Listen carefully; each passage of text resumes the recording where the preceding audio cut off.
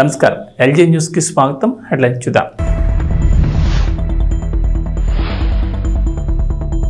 హైదరాబాద్ కు దీటుగా వరంగల్ నగరం inner outer ring road airport నిర్మాణం అధికారులకు మంత్రి పొంగులేటి కీలక ఆదేశాలు.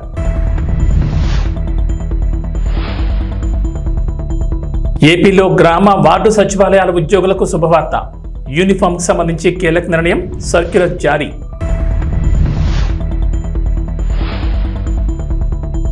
ఏపీ తెలంగాణకు రెడ్ అలర్ట్. 6 జిల్లాల్లో భారీ వర్షాలు. వాతావరణ శాఖ హెచ్చరికలు. తెలంగాణలోని ప్రధాన నగరాల అభివృద్ధిపై రేవంత్ సర్కార్ దృష్టి పెట్టింది. భవిష్యత్ అవసరాలు ప్రణాళికల్లో భాగంగా నగరాలను అభివృద్ధి చేయాలని భావిస్తోంది. హైదరాబాద్, సికింద్రాబాద్, సైబరాబాద్లకు తోడుగా రంగారెడ్డి జిల్లా ముచ్చింతల్లో 4వ నగరం నిర్మించనున్నట్లు ఇటీవల సీఎం రేవంత్ రెడ్డి ప్రకటించారు. తాజాగా మధ్య తెలంగాణలో ప్రధాన నగరమైన వరంగల్ నగర అభివృద్ధిపై రేవంత్ ప్రభుత్వం ఫోకస్ పెట్టింది. హైదరాబాద్ నగరానికి దీటుగా వరంగల్ సిటీని అభివృద్ధి చేయాలని భావిస్తోంది. వరంగల్ అభివృద్ధిపై జిల్లా ఇన్ఛార్జ్ మంత్రి పొంగులేటి శ్రీనివాసరెడ్డి మంగళవారం సెక్రటరియట్లో మరో మంత్రి కొండా సురేఖతో కలిసి సమీక్ష నిర్వహించారు. భద్రకాళి దేవస్థానం అభివృద్ధి, mega textile park, smart city పనులు, వరంగల్ ఎయిర్పోర్ట్, నర్సంపేటలో గవర్నమెంట్ మెడికల్ కాలేజ్, సమీకృత గురుకుల స్కూల్ తదితర అంశాలపై మంత్రులు అధికారులతో చర్చించారు. వరంగల్ జిల్లా నగర సమగ్రాభివృద్ధికి తమ ప్రభుత్వం ప్రత్యేక చర్యలు తీసుకుంటోందని మంత్రి వెల్లడించారు. అందుకు అనుగుణంగా అధికారులు చురుగ్గా పనిచేయాలన్నారు. అదేవిధంగా ఇండస్ట్రియల్ కారిడార్ హైదరాబాద్ నుంచి వరంగల్, వరంగల్ నుంచి రామగుండం వరకు ఈ ప్రాంతంలో నేషనల్ హైవేస్ ఏవైతే ఉన్నాయో ఈ నేషనల్ హైవే ప్రాంతంలో ఇండస్ట్రియల్ కారిడార్ తీసుకొచ్చి పరిశ్రమలు నెలకొల్పి నిరుద్యోగ యువకులకు ఉపాధి ఉద్యోగ అవకాశాలు కల్పించే బాధ్యత మన ప్రభుత్వం తీసుకుంటుంది. అదేవిధంగా మా పద్మశాలి సోదరులు ఆనాడు రాజంజాయి మిల్లులలో పరిశ్రమలు రాణిస్తే అవి కాలగర్భంలో కలిసిపోయి, అందుకే ఈరోజు ఈ వరంగల్ ప్రాంతంలో టెక్స్టైల్ పార్కును అభివృద్ధి చేసి ఆ పరిశ్రమను ముందుకు తీసుకెళ్లి మా పద్మశాలి సోదరులకు అండగా నిలబడి టెక్స్టైల్ పార్కును అంతర్జాతీయ స్థాయిలో అభివృద్ధి చేసే బాధ్యత కాంగ్రెస్ పార్టీ తీసుకుంటుంది.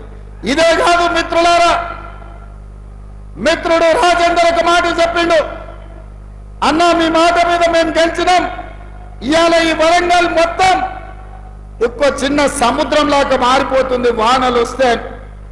నయం కాల్వ గురించి కాదు నేను చెప్పేది, ఈ వరంగల్ పట్టణానికి 100% అండర్ గ్రౌండ్ డ్రైనేజ్ ఏర్పించే బాధ్యత. వరంగల్ అంటే పేరుకే స్మార్ట్ సిటీ కాదు, చూడడానికి చెప్పుకోవడానికి అంతర్జాతీయ స్థాయిలో పెట్టుబడులు వచ్చినప్పుడు ఒక అందమైన నగరంగా, చారిత్రాత్మకమైన నగరంగా, 1000 స్తంభాల గుడులతో పాటు కాకతీయ సామ్రాజ్యంలో నిర్మించిన గొప్ప గొప్ప చారిత్రాత్మకమైన కట్టడాలకు పేరు తెచ్చే విధంగా, వన్నె వచ్చే విధంగా వరంగల్ పట్టణాన్ని అభివృద్ధి చేస్తాం. ఇదే కాదు, మీడియా మిత్రులారా నా మాటగా రాసుకోండి, ఈ వరంగల్ పట్టణానికి హైదరాబాద్ నగరంలో ఉన్నట్టు ఔటర్ రింగ్ రోడ్డుతో పాటు అంతర్జాతీయ ఎయిర్పోర్ట్ ఎట్లయితే ఉందో మీకు కూడా వరంగల్ ఔటర్ రింగ్ రోడ్డుతో పాటు మీకు ఎయిర్పోర్టును నిర్మించి సరాసరి విమానం వరంగల్లో దించే బాధ్యత మా ప్రభుత్వం తీసుకుంటుంది. వరంగల్ పట్టణానికి మహర్దశ కల్పించే బాధ్యత నేను తీసుకుంటా అని చెప్పి మా మిత్రులకు నేను తెలియజేస్తున్నాను. మిత్రులారా, సాధించిన తెలంగాణ రాష్ట్రంలో 10 సంవత్సరాలలో అద్భుతాలు చేసి ఉండొచ్చు, వరంగల్ నగరాన్ని మహానగరంగా మార్చి ఉండొచ్చు. కానీ ఒక చెత్త, ఒక మురికి కూపంగా మీ వరంగల్ కు పట్టిన పెద్ద సమస్య మీ చెత్త. చెత్త ఎత్తే దిక్కులేని ప్రభుత్వం గత 10 సంవత్సరాలు ఉండే. అందుకే వరంగల్ పట్టణాన్ని పట్టి పీడిస్తున్నా. ఆంధ్రప్రదేశ్లో గ్రామ వార్డు సచివాలయాల ఉద్యోగులకు శుభవార్త చెప్పింది. యూనిఫామ్కు సంబంధించి అధికారులు కీలక నిర్ణయం తీసుకున్నట్లు తెలుస్తోంది. విజయవాడలోని గ్రామ వార్డు సచివాలయాల శాఖ అడిషనల్ కమిషనర్ జారీ చేసిన ఉత్తర్వులు బయటకు వచ్చాయి. జిల్లాలో మండల అధికారులకు కమిషనర్ కీలక ఆదేశాలు జారీ చేశారు. బుధవారం నుంచి గ్రామ వార్డు సచివాలయాల్లో విధులు నిర్వహిస్తున్న ఉద్యోగులకు యూనిఫామ్ తప్పనిసరిగా ధరించాలనే ఆంక్షల్ని ఎవరూ విధించొద్దని ఆదేశించారు. దయచేసి ఈ విషయాన్ని అందరికీ తెలియజేయాలని సూచించారు. ఈ నిబంధన జిల్లాతో పాటుగా మిగిలిన చోట్ల అమలు చేయనున్నారు. గ్రామ వార్డు సచివాలయాల ఉద్యోగులు కొత్త ప్రభుత్వానికి కొన్ని రిక్వెస్టులు చేశారు. తమకు 2 నోషనల్ ఇంక్రిమెంట్లు ఇవ్వాలని, అలాగే సచివాలయ ఉద్యోగులకు ప్రొబేషన్ డిక్లరేషన్ ఆలస్యంగా చేసినందుకు రావాల్సిన బకాయిలు మంజూరు చేయాలని కోరారు. సచివాలయ ఉద్యోగులకు ప్రొబేషన్ డిక్లేర్ అయినటి నుంచి జూనియర్ అసిస్టెంట్ పే స్కేల్ కల్పించాలని అన్నారు.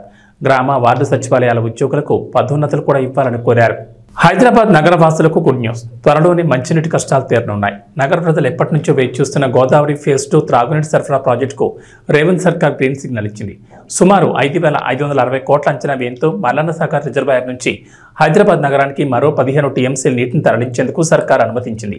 ఈ మేరకు పురపాలక శాఖ ముఖ్య కార్యదర్శి దానకిషోర్ ప్రభుత్వం ఉత్తర్వులు జారీ చేశారు. రానున్న 2 ఏళ్లలో ఈ ప్రాజెక్టును పూర్తి చేయాలని ప్రభుత్వం లక్ష్యంగా పెట్టుకుంది.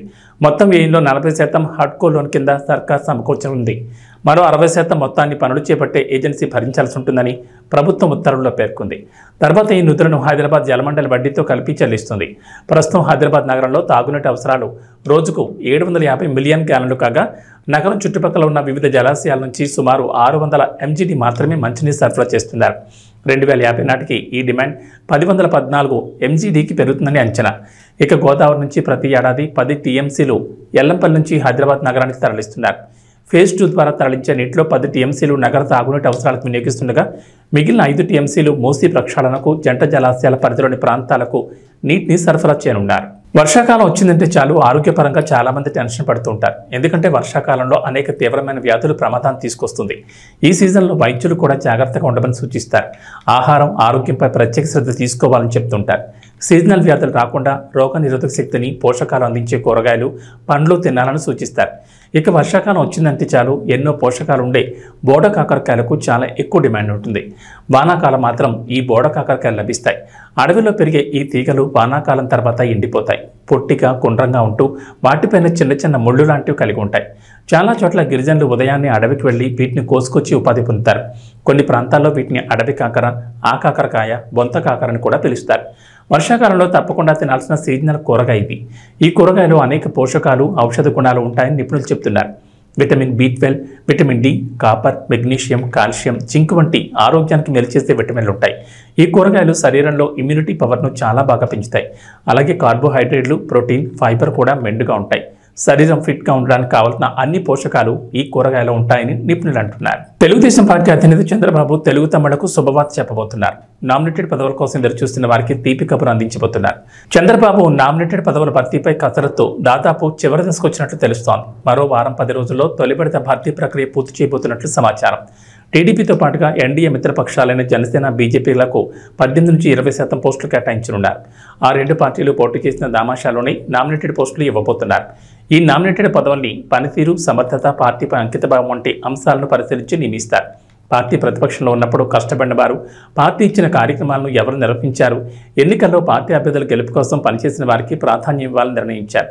చిత్తశుద్ధితో పనిచేసిన వారు ఎవరనే అంశాల ప్రాతిపదికన 2-3 నివేదికలు తెప్పించినట్లు తెలుస్తోంది. ఈ కసరత్తు మొత్తం పూర్తి చేసి త్వరలోనే నామినేటెడ్ పదవుల్ని నియమించనున్నారు. ఈ నామినేటెడ్ పదవులపై పార్టీ ఎమ్మెల్యేలు, నియోజకవర్గ ఇన్ఛార్జీల నుంచి విడిగా ప్రతిపాదనలు తీసుకుంటారు. 5 ఏళ్లలో 1,64,000 కోట్ల రూపాయలు పేదవాళ్లకు ఒక్క పింఛన్ రూపేణ మనం ఇచ్చే పరిస్థితిలో ఉన్నాం. నేను ఇక్కడ మిమ్మల్ని అందరినీ ఒకటే కోరుతున్నా, 2,50,000 కోట్ల రూపాయలు డీబీటీ ఇచ్చామని ఒక్క బటన్ నొక్కడం తప్ప ఎప్పుడు వాళ్ళపై డైరెక్ట్గా పరామర్శించింది లేదు. రెండోది, ఏ ఫంక్షన్ పెట్టినా మనుషులను తీసుకొచ్చి, బలవంతంగా తీసుకొచ్చి పెద్ద పెద్ద మీటింగ్లు పెట్టి ఇబ్బందులు పెట్టిన సందర్భాలు ఉన్నాయి. నేను అందుకే మిమ్మల్ని అందరినీ ఒక ఇది కోరుతున్నా, రాష్ట్రంలో అందరం ఎవ్రీ మంత్ మొదటి తారీఖున పేదల సేవలో అనే కార్యక్రమం కింద మనం అనుసంధానం కావాలి. అంటే ఒక పూర్ మ్యాన్ చూసినప్పుడు వాడి పరిస్థితులు మనం అధ్యయనం చేసుకుంటే మీ మైండ్లో అది పనిచేస్తుంది. అక్కడి నుంచి మనం అనునిత్యం ఆలోచించాల్సింది, ఏం చేస్తే పేదరికం పోతుందో మీరు ఆలోచించాలి. జీరో పావర్టీ అనేది ఈ ప్రభుత్వం యొక్క ఒక నిర్దిష్టమైన ఆలోచన. ఫస్ట్ నేను అందుకే PPP మోడల్ చెప్పాను, ఇప్పుడు P4 మోడల్ అంటున్నాం. P4 మోడల్ అనేది public private peoples partnership. Top 10% డబ్బులు సంపాదించిన వాళ్ళు, బాటమ్ 20% అడాప్ట్ చేసుకొని మెంటరింగ్ చేసి వాళ్ళ రిసోర్సెస్ ఖర్చు పెట్టి వాళ్ళ బ్యాండ్విడ్త్, మేనేజ్మెంట్ బ్యాండ్విడ్త్ ఇచ్చి తద్వారా వీళ్ళ పైకి తీసుకురావాలి. ఇక్కడ మీరు కలెక్టర్స్ అందరూ ఉన్నారు, ఐఏఎస్ ఆఫీసర్స్ ఉన్నారు, పాలిటీషియన్స్ ఉన్నాం. మేమందరం కూడా చిన్నగానే పుట్టాం, గ్రామాల్లో మామూలు వ్యక్తుల కుటుంబాల్లోనే పుట్టాం. మాకు ఒక అవకాశం వచ్చింది, దాన్ని ఉపయోగించుకున్నాం. మనందరం సమాజంలో మనకు ఒక ప్రత్యేకత సాధించుకున్నాం. కానీ మనతో పుట్టినవాడు ఇంకా ఆ ఊర్లోనే కనీసం 100 రూపాయలు 200 రూపాయలు పర్ డే సంపాదించలేని పరిస్థితిలో ఉన్నారు. కానీ ఈ టెక్నాలజీ ఏజ్లో ఇది పెద్ద కష్టం కాదు. అందుకే ఫస్ట్ స్టెప్ జీరో పావర్టీ. 12 లక్షలు 14 లక్షలు ఉన్నారు, వాళ్ళ మీద ఫోకస్ చేద్దాం. మీ మైండ్లో కూడా అనునిత్యం ఎక్కడున్నా కూడా పేదవాడిని దృష్టిలో పెట్టుకునే పరిస్థితి రావాలి. పేదరిక నిర్మూలనకి ఏమేం చేయగలుగుతారో మీరు చేస్తే చాలా బాగుంటుంది. ఈ విషయం మీరు గుర్తుపెట్టుకోవాల్సిన అవసరం ఉంది. అదే సమయంలో ఈరోజు కొన్ని ప్రిన్సిపల్స్ కూడా మీరు ఫాలో కావాలి. ఈజ్ ఆఫ్ డూయింగ్ బిజినెస్ కానీ, ఈజ్ ఆఫ్ లివింగ్ కానీ, ఈజ్ ఆఫ్ ట్రావెలింగ్ కానీ, ఈజ్ ఆఫ్ పబ్లిక్ సర్వీసెస్ ఎట్లా యాక్సెస్ చేసుకోగలుగుతారు చెప్పడం చేయడం కానీ, ఇన్నోవేషన్ కానీ, ఇలాంటి నూతనమైన ఆలోచనతో జీవన ప్రమాణాలు మెరుగయ్యే విధంగా హ్యాపీగా ఉండేట్టుగా మనం చేయాల్సిన అవసరం ఉంది. ఇది కూడా మీరు చేయాల్సిన అవసరం ఉంది. ప్రతి ఒక్క కలెక్టర్ కానీ, ఆఫీసర్లు కానీ ఈ గవర్నమెంట్లో మనం గుర్తుపెట్టుకోవాల్సిన empathy is very very important. నేను ముందే చెప్పాను, గంటల తరబడి మీటింగ్లు ఉండవని. పెట్టుకునే టైం మనం పెట్టుకుందాం, ఎట్లా చేయాలనో నిర్దేశిద్దాం. కానీ రూల్ బౌండెడ్ కాకుండా హ్యూమన్ యాంగిల్లో మీరు ఆలోచించండి. ప్రతి ఒక్క సమయాన్ని, ప్రతి ఒక్క ఇష్యూని రూల్ బౌండెడ్గా మీరు ఆలోచించేంత వరకు సమస్య పరిష్కారం కాదు. కానీ హ్యూమన్ యాంగిల్లో ఆలోచించినప్పుడు అదే రూల్ కింద ఆ సమస్యను పరిష్కారం చేసే పరిస్థితి మీకు వస్తుంది. అలాంటి ఆలోచనకు శ్రీకారం చుట్టాలి. మీ సబార్డినేట్స్ని కూడా ఎక్కడ కానీ మీరు చెప్తున్నా, మన ప్రవర్తనలో ఒక పాజిటివ్ ప్రవర్తన ఉండాలి. ప్లింతీ లాంగ్వేజ్ వాడడం, లేకుంటే మనకు అధికారం ఉందని ఒక పెత్తందారి వ్యవస్థ మరిగా బిహేవ్ చేయడం, అలాంటి ఎక్కడా లేకుండా ప్రతి ఒక్కరు గుర్తుపెట్టుకోవాల్సింది. కొలీగ్స్ని ఏ విధంగా పని చేయించామో రాజీ లేదు, కానీ వల్గర్గా మాట్లాడి వాళ్ళని కొంచెం ఇన్సల్ట్ చేయడం ఇలాంటి చేయకూడదన్న అభిప్రాయం. దాన్ని మీరు ఫాలో కావాలి. మీరు చేసే పని మాకు రిఫ్లెక్ట్ అవుతుంది. మళ్ళీ ఈ విషయం గుర్తుపెట్టుకోవాలి. మీరు ఒక వ్యక్తి అయితే మీకు అన్వయిస్తారు. వ్యవస్థలో ఒక భాగమైనప్పుడు హెడ్ ఆఫ్ ది ఆర్గనైజేషన్ ఎవరైతే ఉంటారో వాళ్ళకు కూడా వస్తుంది. ఈ విషయం మీరు గుర్తుపెట్టుకోవాల్సిన అవసరం ఉంది. రెండోది యాక్సెసిబిలిటీ. మీ టైంని మార్క్ చేసుకోండి. నేను కూడా ఎవ్రీ సాటర్డే కూర్చొని సీఎంఓ ఏ విధంగా పనిచేసాం, టైం ఎట్లా మేనేజ్ చేశాం, నేను ఎట్లా ఇంప్రూవ్ చేసుకోవాలి, అన్ని విషయాల్లో ఒంగోలు జిల్లా సమగ్రాభివృద్ధికి అవసరమైన కార్యాచరణ ప్రణాళికను రూపొందించాలని కలెక్టర్ మీమ్ అన్సారీ ఆదేశించారు. కలెక్టరేట్లోని సమావేశ హాల్లో ప్రకృతి విపత్తులు, స్వాతంత్ర్య దిన వేడుకలు నిర్వహణపై ఆయా శాఖల అధికారులతో నిర్వహించిన సమావేశంలో కలెక్టర్ మాట్లాడారు. ఈ నెల 15న పోలీస్ కవాత్ మైదానంలో నిర్వహించనున్న స్వాతంత్ర్య దినోత్సవ వేడుకలను ఎలాంటి ఆటంకాలు లేకుండా నిర్వహించేందుకు పకడ్బందీగా ఏర్పాట్లు చేయాలని కలెక్టర్ ఆదేశించారు. శకటాలు, స్టాల్స్ ఏర్పాటు, సాంస్కృతిక కార్యక్రమాలు, వీఐపీలకు ఆహ్వానం, ఇన్ఛార్జ్ మంత్రి ప్రసంగ ప్రతుల తయారీపై దృష్టి పెట్టాలన్నారు. సమావేశంలో జేసీ గోపాలకృష్ణ, డిఆర్ఓ విశ్వేశ్వరరావు, మార్కాపురం ఉప కలెక్టర్ రాహుల్ మీనా తదితరులు పాల్గొన్నారు. For 78th Independence Day function, RDO Ongole has to distribute invitation cards to officials. In the in-charge officer RDO Ongole, with coordination of DRO and collectorate staff, well in advance meticulously, RDO Ongole has to see that invitation cards should be distributed to. మీరు Ongole okay, అది ముందే type చేసి పెట్టుకోండి. ఏ school నుంచి మీరు పిలుస్తున్నారని నీట్గా అక్కడ ఆ టైంలో చెప్పిన టైంలో లేట్ అవ్వకూడదు. ఓకే, మీరు డియో అంటారా సాంగ్ సెలెక్షన్, అది మీరు ఒకసారి పర్సనల్ గా చూడాలి ఎంత టైం పడుతుంది. ఒక సాంగ్స్ కూడా ఆ టైం అన్ని క్యాల్కులేట్ చేసుకుని మీరు చెప్పాలి. హాఫ్ అన్ అవర్ అంటే హాఫ్ అన్ అవర్ అయిపోతుంది. 5 songs అంటే 5 songs. ఆ సాంగ్స్ కూడా ఏ సాంగ్స్ ముందే మీరు ఒకసారి చూసి ఉండాలి. తర్వాత వారి నుంచి పెన్ డ్రైవ్ నుంచి అక్కడ మైక్ సిస్టమ్ మ్యూజిక్ సిస్టమ్ ఎవరు హ్యాండిల్ చేస్తారో వారికి మీరు ఇచ్చి ఉండాలి. వారి సిస్టమ్ లో పెట్టుకుని ముందే ఉంటారు. ఏ ఆర్డర్ లో మీరు సాంగ్స్ ప్లే చేస్తారో ఆ ఆర్డర్ లోనే అక్కడ చేయాలి. ఆ రోజుకి వచ్చి ఎవరైనా పెన్ డ్రైవ్ వచ్చి ఈ ఒక సాంగ్స్ కూడా పెట్టండి అలా అంటే అలా చేయడానికి లేదు. 1 hour డిలే అవ్వడం 1.5 డిలే అవ్వడం అంటే అసలు అవుతుంది. మీరు before itself you decide. Okay, ఒక half an hour to 45 minutes, not more than that. ఆ తర్వాత మిడిల్ లో అదే ఫైర్ డిపార్ట్మెంట్ వారు షో ఏదైనా చేస్తున్నారు. ఫైర్ డిపార్ట్మెంట్ షో ఎవరు వచ్చారు? మన దగ్గర ప్రోగ్రామ్స్ స్టాండ్ బై ఏం పెడుతున్నారు? Stand by vehicle equipment provide. Okay, ఇంకా వేరే కల్చరల్స్ మాత్రమే చేస్తారా? కల్చరల్స్ ఒక ఓకే, అది మీరు ఫిక్స్ చేసి రేపు ఎల్లుండికల్లో వాళ్ళు డిఆర్ఓ గారికి చెప్పేసారు. డిఆర్ఓ గారు మీరు మినిట్ టు మినిట్ ప్రోగ్రామ్ మీకు తయారు చేయండి. అంటే 2 hours ప్రోగ్రామ్ అంటే ఎగ్జాక్ట్లీ 2 hours. ఢిల్లీలో జంతర్ మంతర్ ధర్నా చౌక్లో విజయోత్సవ ర్యాలీని టీఎంఆర్పీఎస్ వ్యవస్థాపక అధ్యక్షులు ఇటుక రాజు మాదిగ ఆధ్వర్యంలో నిర్వహించారు. సహకరించిన న్యాయవాదులకు, పోలీసు అధికారులకు, మీడియా మిత్రులకు, మాదిగ ఉపకులాలతో పాటు బీసీ, మైనార్టీ, వికలాంగులు, రాజకీయ నాయకులు, ప్రజా సంఘాలు, అన్ని వర్గాల ప్రజలకు పేరు పేరున ధన్యవాదాలు తెలుపుతూ విజయోత్సవ ర్యాలీ నిర్వహించారు. 3 దశాబ్దాల సామాజిక న్యాయ ఉద్యమ పోరాటానికి దేశ ఉన్నత న్యాయస్థానం న్యాయం చేసింది. సదాలక్ష్మి అమ్మ ఆశయం నెరవేరింది. మాదిగ ఉపకులాల చిరకాల ఆకాంక్ష ఫలించింది. అమరుల త్యాగఫలం వృధా కాలేదు. ఉద్యమ స్ఫూర్తి ఎక్కడా కూడా తగ్గకుండా న్యాయబద్ధమైన న్యాయం కోసం నిరంతరం ఉద్యమించిన ఈ దేశంలో 40 సంవత్సరాల సుదీర్ఘ ఉద్యమం కొనసాగిన కుల ప్రస్థాన ఉద్యమం మాదిగ దండోరా ఉద్యమం. అన్ని రాజకీయ పార్టీలు సహకరించి ఈ సమస్య పరిష్కారం కోసం ఎంతో కృషి చేశారు. ఈ విజయోత్సవ ర్యాలీకి ముఖ్య అతిథిగా టీఎంఆర్పీఎస్ వ్యవస్థాపక అధ్యక్షులు ఇటుక రాజు మాదిగ, టీఎంఆర్పీఎస్ రాష్ట్ర అధ్యక్షులు సిరిసోనల్ల బాలరాజు మాదిగ, రాష్ట్ర గౌరవ అధ్యక్షులు బోయిపల్లి నరసింహుల మాదిగ, రాష్ట్ర ప్రధాన కార్యదర్శులు భాషా పొంగు సత్యం మాదిగ, సింగ పాగా జంగయ్య మాదిగ, రాష్ట్ర ఉపాధ్యక్షులు గండి బాలరాజు మాదిగ, రాష్ట్ర కార్యదర్శి జోగు రామస్వామి మాదిగ, టీఎంఆర్పీఎస్ నాయకులు జంగార రవికత్తి ఉపేందర్, దుర్గయ్య, కనకం రవి, లచ్చయ్య తదితరులు పాల్గొన్నారు. मेरा नाम इटका राजू मादिगा है। तेलंगाना एमआरपीएस फाउंडर प्रेसिडेंट हूँ मैं। आज दिल्ली में जंतर मंतर पे एक शुभवार्ता है, एक शुभवार्ता लेके आए हम लोग। अगस्त 1 तारीख को सुप्रीम कोर्ट में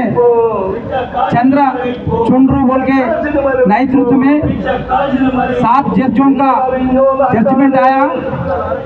6 जज ने हमारा को जजमेंट हमारा फेवर में दिए। ये जजमेंट एबीसीडी कैटेगराइजेशन स्टेट्स पूरा कर ले सकते बोल के हमारा जजमेंट दिए बोल के हम लोग ये इधर जंतर मंतर पे आज मिठाई बांटने के लिए आए हुए। ये जो जजमेंट दिए, ये जजमेंट 2004 में हमारा रिजर्वेशन चल रहा था। 2004 में ईवी चेन्नैया एक पिटीशन डाल के वो पिटीशन से हमारा जो रिजर्वेशन वो हमारा स्टेट में एपी स्टेट में हमारा रिजर्वेशन हम लोग बांट रहे, एबीसीडी कैटेगराइजेशन कर लेके हम लोग हमारा जो बच्चे और एजुकेशन में और जॉब्स में आगे बढ़ रहे थे। तो ईवी चेन्नैया एक पिटीशन डाल के हमारा जजमेंट को उन्हें खत्म कर दिया। तो 2004 से लेके अभी सुप्रीम कोर्ट में एक केस चल रहा था। वो केस में फिर पंजाब और हरियाणा वहाँ पे भी एबीसीडी कैटेगराइजेशन चल रहा था, उसको भी वो 2 स्टेट में भी इसको खत्म कर दिए। 2004 से लेके 2020 तक 16 साल तक सुप्रीम कोर्ट में हमारा केस चला। 2020 में अनिल मिश्रा उनका टीम 5 जने का नीचे का बेंच वो हमारा फेवर में एबीसीडी कैटेगराइजेशन स्टेट्स कर ले सकते, इसको कोई तकलीफ नहीं है। एक स्टेट में एससी का पॉपुलेशन ఎన్టీఆర్ దేవర నుంచి చుట్టమల్లే సాంగ్ రావడంతో సోషల్ మీడియా వాతావరణం ఒక్కసారిగా మారిపోయింది. కొంతమంది చుట్టమల్లే పాట అద్భుతంగా ఉందని అంటుంటే ఇంకొందరు ఇది కాపీ కొట్టిన ట్యూన్ అని ట్రోలింగ్ చేస్తున్నారు. ఇలా చుట్టమల్లే పాట అయితే దారుణంగా ట్రెండ్ అవుతోంది. చుట్టమల్లే పాట మీద ఫన్నీ మీమ్స్, ట్రోల్స్ కూడా వచ్చేసాయి. సబ్బుల యాడ్లా ఉందని కూడా కొంతమంది ట్రోలింగ్ చేస్తున్నారు. ఇక దేవర నుంచి వచ్చిన ఈ చుట్టమల్లే పాటను రామ్ చరణ్ ఫ్యాన్స్ ట్రోలింగ్ ఎక్కువగా చేస్తున్నారు. దీంతో రామ్ చరణ్ గేమ్ చేంజర్ జరగండి పాట, ధ్రువ సినిమాలోని పాటలను ట్రోలింగ్ చేస్తున్నారు. మామూలుగానే రామ్ చరణ్ ఎన్టీఆర్ ఫ్యాన్స్ మధ్య పచ్చికట్టేస్తే బగ్గుమనేలా వ్యవహారం ఉంది. దేవర పాటలను వీళ్ళు ట్రోల్ చేస్తుంటే గేమ్ చేంజర్ పాటను వాళ్ళు ట్రోల్ చేస్తున్నారు.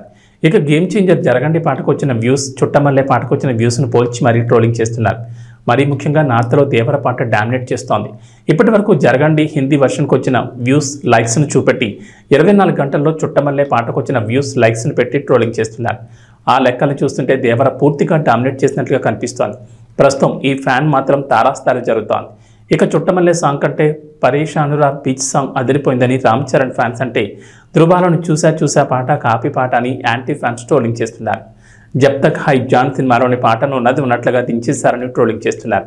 అసలు ధ్రువని రీమేక్ అయినప్పుడు పాట గురించి చెప్పడం ఏంటని రామ్ చరణ్ సినిమా మీద ట్రోలింగ్ చేస్తున్నారు. ఏది ఏమైనా దేవర గేమ్ చేంజర్ల ఫలితాలతో ఈ ట్రోలింగ్ ఫ్యాన్ వార్ మరింత ఎక్కువ అవుతుందనిపిస్తుంది. Captain Rohit Sharma, head coach Gambhir కాంబోలో భారత్ పాల్గొన్న తొలి వన్డే సిరీస్లోనే టీమిండియాకు షాక్ తగిలింది. శ్రీలంకతో జరుగుతున్న వన్డే సిరీస్లో గెలిచే మ్యాచ్లో అనూహ్యంగా తడబడి తొలి వన్డేను డ్రా చేసుకుంది భారత్. రెండో మ్యాచ్లోనూ బ్యాటర్లు తడబడడంతో కుప్పకూలి ఓటమి పాలైంది. శ్రీలంక నిర్దేశించిన 241 పరుగుల లక్ష్యాన్ని ఛేదించే క్రమంలో భారత్ జట్టు ఓ దశలో 97తో నిలిచింది. అయితే ఓపెనర్లు అవుట్ అయ్యాక భారత బ్యాటింగ్ ఆర్డర్ సైకిల్ స్టాండ్ను తలపించింది. శ్రీలంక స్పిన్ మాయాజాలను తట్టుకోలేక 208 పరుగులకు కుప్పకూలింది. తొలి 2 వన్డేల ఫలితంతో వన్డే సిరీస్ను గెలుచుకునే అవకాశాన్ని భారత్ కోల్పోయింది. ప్రస్తుతం 2 మ్యాచ్లు ముగిసేసరికి సిరీస్లో శ్రీలంక 1-0తో ఆధిక్యంలో ఉంది. ఈ నేపథ్యంలో సిరీస్ కోల్పోకుండా ఉండాలంటే భారత్ 3వ మ్యాచ్లో తప్పకుండా గెలవాల్సిన పరిస్థితి ఏర్పడింది. బుధవారం జరగనున్న ఈ మ్యాచ్లో భారత్ గెలిస్తే సిరీస్ 1-1తో సమవుతుంది. లేని పక్షంలో సిరీస్పై ఆశలు వదులుకోవాల్సిందే. ఇక వాతావరణ విషయానికి వస్తే తెలంగాణకు హైదరాబాద్ వాతావరణ కేంద్రం అధికారులు రెయిన్ అలర్ట్ జారీ చేశారు. రాష్ట్రంలో ఇవాళ భారీ వర్షాలు కురుస్తాయన్నారు. నైరుతి రుతుపవనాలు యాక్టివ్గా ఉండడం, అల్పపీడన ప్రభావంతో పలు జిల్లాల్లో భారీ వర్షాలకు ఛాన్స్ ఉన్నట్లు చెప్పారు. ప్రధానంగా మంచిర్యాల, మహబూబాబాద్, వరంగల్, ఆదిలాబాద్, కొమరంభీం, హనుమకొండ జిల్లాల్లో భారీ వర్షాలు కురిసే అవకాశం ఉన్నట్లు తెలిపింది. ఈ మేరకు ఆయా జిల్లాలకు ఎల్లో అలర్ట్ జారీ చేసింది. మిగిలిన జిల్లాలో ఓ మోస్తరు వర్షాలు కురుస్తాయని చెప్పారు. ఇక హైదరాబాద్లో వాతావరణం పొడిగా ఉంటుందన్నారు. ఉదయం వేళలో ఆకాశం మేఘావృతమై ఉంటుందని, సాయంత్రానికి వర్షం కురిసే ఛాన్స్ ఉందని చెప్పారు. వర్షాలకు తోడు బలమైన ఈదురుగాలులు వీచే అవకాశం ఉందని చెప్పారు. అటు ఆంధ్రప్రదేశ్లో కూడా వర్షాలు కురుస్తాయంటోంది వాతావరణ శాఖ. రాష్ట్ర వ్యాప్తంగా రాబోయే 3 రోజుల్లో తేలికపాటి నుంచి ఓ మోస్తరు వర్షాలు పడే అవకాశం ఉందని వాతావరణ శాఖ తెలిపింది. ఉత్తర కోస్తాలో కొన్ని చోట్ల ఇవాళ భారీ వర్షాలకు అవకాశం ఉందన్నారు అధికారులు. శ్రీకాకుళం, విజయనగరం, అల్లూరు సీతారామరాజు, పార్వతీపురం మన్యం, కృష్ణా, బాపట్ల తదితర జిల్లాల్లో భారీ వర్షాలకు అవకాశం ఉందంటున్నారు. అలాగే గంటకు 30 నుంచి 40 కిలోమీటర్ల వేగంతో గాలులు వీస్తాయని, ప్రజలు అప్రమత్తంగా ఉండాలని వాతావరణ శాఖ సూచించింది.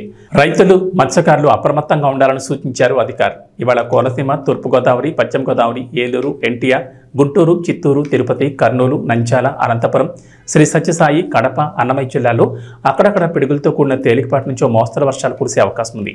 అలాగే మంగళవారం శ్రీకాకుళం, విజయనగరం, పార్వతీపురం మన్యం, తిరుపతి, నంద్యాల, కర్నూలు, కడప తదితర జిల్లాల్లో తేలికపాటి నుంచి మోస్తరు వర్షాలు పడ్డాయి. అత్యధికంగా శ్రీకాకుళం జిల్లా ఆముదాల వలసలో 55.75 మిల్లీమీటర్ల వర్షపాతం నమోదైందని అధికారులు తెలిపారు. ఏబీ బులెటిన్ విశేషాలు. నమస్కారం.